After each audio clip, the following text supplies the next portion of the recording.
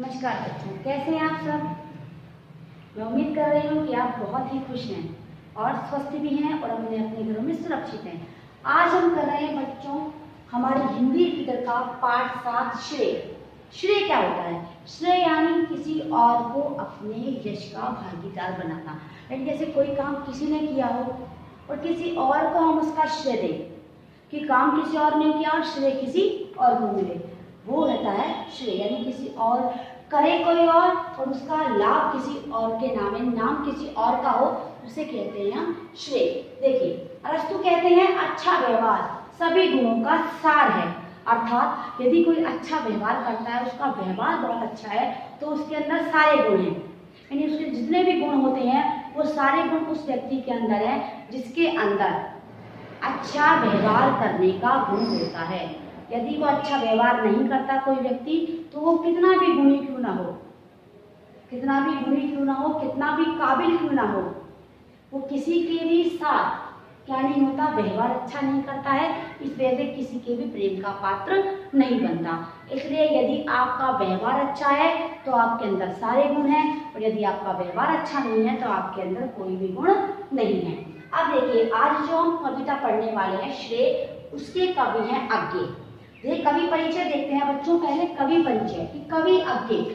देखिए अज्ञे का जन्म 7 मार्च 1911 को उत्तर प्रदेश के देवरिया जिले के कुशीनगर नामक स्थान पर हुआ है। कब हुआ? 7 मार्च 1911 को। कहाँ हुआ? उत्तर प्रदेश के कुशीनगर में। अब देखिए इनका पूरा नाम क्या है? सच्चिदानंद हीरानंद वात्स्यायन। इनका नाम क्या है? सच्चिदानंद हीरानंद वात्स्यायन। लेकिन जो अपनी कविताएं लिखते हैं वो इस नाम से लिखते हैं, अज्ञे के नाम से। अब देखिए बच्चों, इन्हें कई बार साहित्य अकादमी पुरस्कार मिला, ज्ञानपीठ पुरस्कार मिला, इन्हें बहुत से पुरस्कार मिले हैं। इन्हें इनकी कविता संग्रह आंगन के पार द्वार के लिए क्या मिला है? साहित्य अकादमी पुरस्कार। अज्ञे जी को क्या मिला है? साहित्य अकादमी पुरस्कार। किसके लिए? आंगन के पार द्वार के लिए। दूसरा देखिए बच्चों, कितने नावों में कितनी बार, इस कविता के लिए इन्हें मिला है ज्ञानपीठ पुरस्कार। क्या मिला है? ज्ञानपीठ पुरस्कार, जो हिंदी साहित्य का सर्वोत्कृष्ट पुरस्कार है।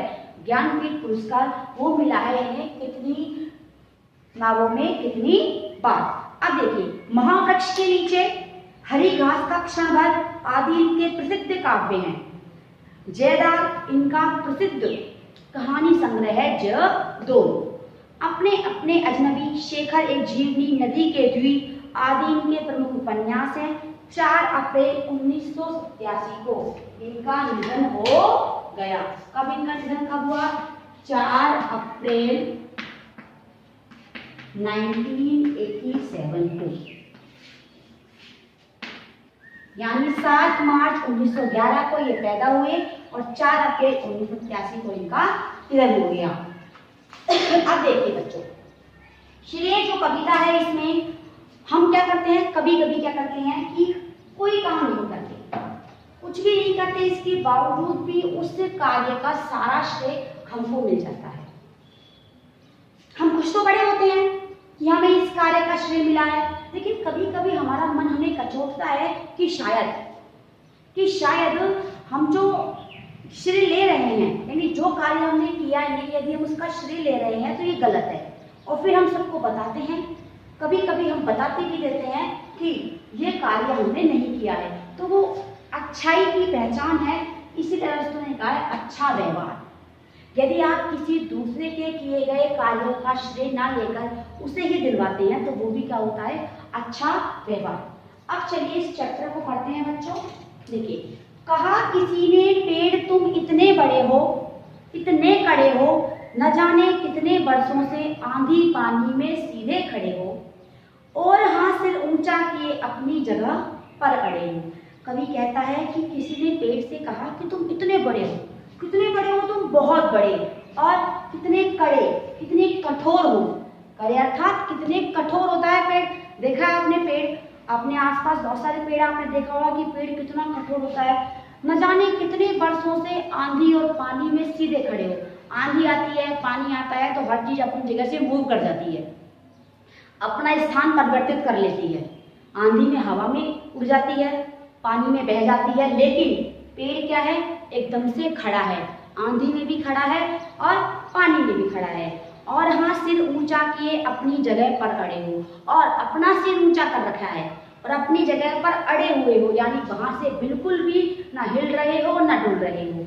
कवि ये कहता है कि पेड़ क्या है, कड़ा हुआ है, बहुत कठोर है। आंधी आई है, पानी आया है, लेकिन फिर भी वो दोनों चीजें पेड़ को अपनी जगह से विचलित नहीं कर पाई, अपनी जगह से उसका स्थान परिवर्तित नहीं कर पाई।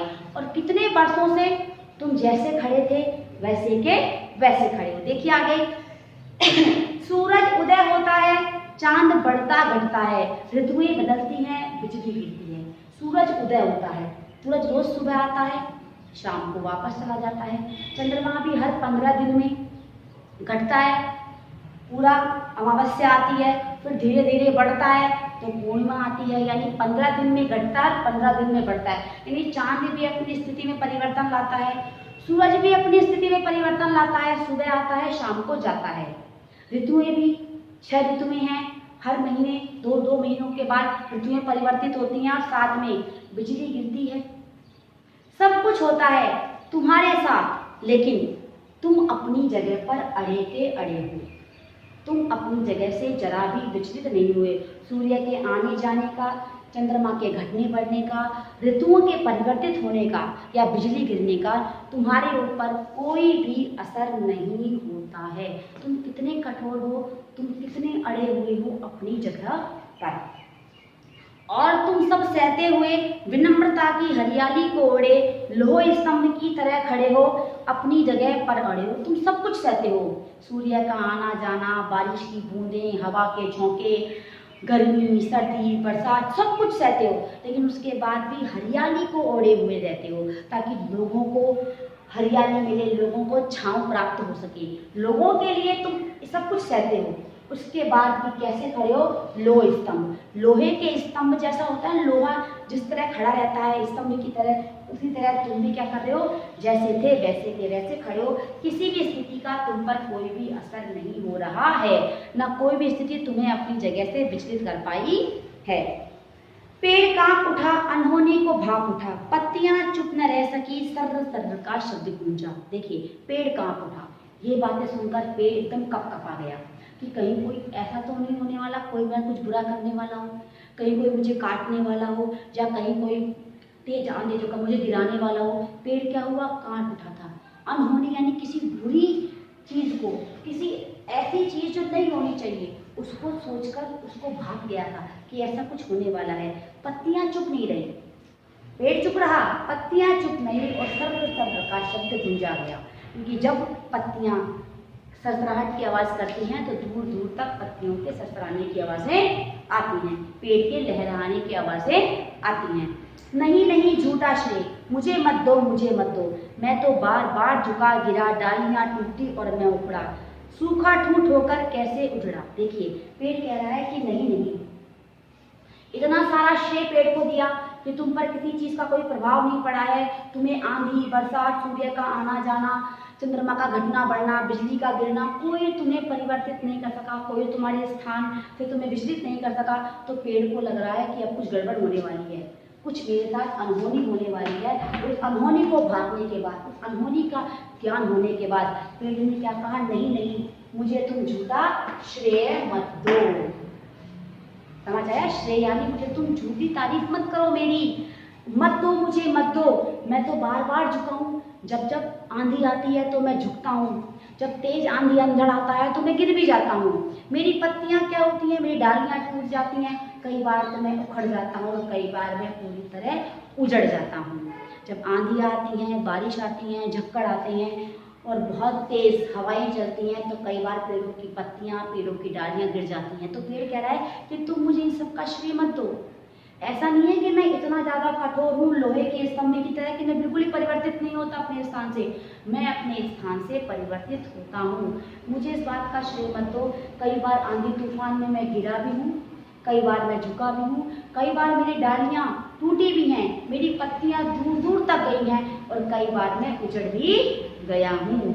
श्रेय देना हो तो दो मेरे पैरों तले की मिट्टी को, जिसने न जाने कैसे मेरी जड़ों को अपनी गोद में संभाल रखा है। अब देखिए, पेड़ ने अपनी इस सारे स्थिति की श्रेय किसको दिया है? उस मिट्टी को। उस मिट्टी को क्यों दिया? उसने कहा कि तुम इसका श्रेय मुझे मत दो कि मैं उजड़ा नहीं हूँ, मैं उखड़ा नहीं हूँ। मैं क्यों नहीं उखड़ा हूँ? क्योंकि जिस मिट्टी ने मेरी जड़ों को अपने पास सुरक्षित रखा है, जिस मिट्टी ने मुझे बांध रखा है ना, ये सारा श्रेय किसका है? उस मिट्टी का, जिसकी वजह से ना तो मैं उखड़ाया हूँ और ना मैं उजड़ा हूँ। मैं उजड़ जाता, मैं उखड़ जाता, अगर ऐसी स्थितियाँ होती तो शायद मैं नष्ट भी हो जाता। लेकिन मैं ये किसके भले का काम है? ये सारा काम किसने किया है? मिट्टी ने, जिसने मुझे बांध रखा है, जिसने मुझे पकड़ रखा है, ताकि मैं क्या करूं? ताकि मैं उजड़ ना पाऊं, ताकि मैं बिखर ना पाऊं, ताकि मैं उखड़ ना पाऊं। तो पेड़ को जो उसने, कवि ने जो श्रेय पेड़ को दिया था, पेड़ को श्रेय किसे दे रहा है? मिट्टी को, कि ये सब मेरा नहीं किया हुआ नहीं है, ये सब किसका किया हुआ है? मिट्टी का किया हुआ। अब देखिए बच्चों, इस पाठ को पढ़ने के बाद आपको ये बात समझ में आ गई होगी, कभी भी हम किसी का श्रेय ले भी लें तो हमारे मन में, जैसे पेड़ के मन में ये बात आए कि नहीं, ये सब काम किसने किया है? मिट्टी ने। तो मिट्टी को श्रेय मिलना चाहिए। उसी तरह हमें भी हर समय श्रेय उसी को देना चाहिए जिसने कार्य किया हो।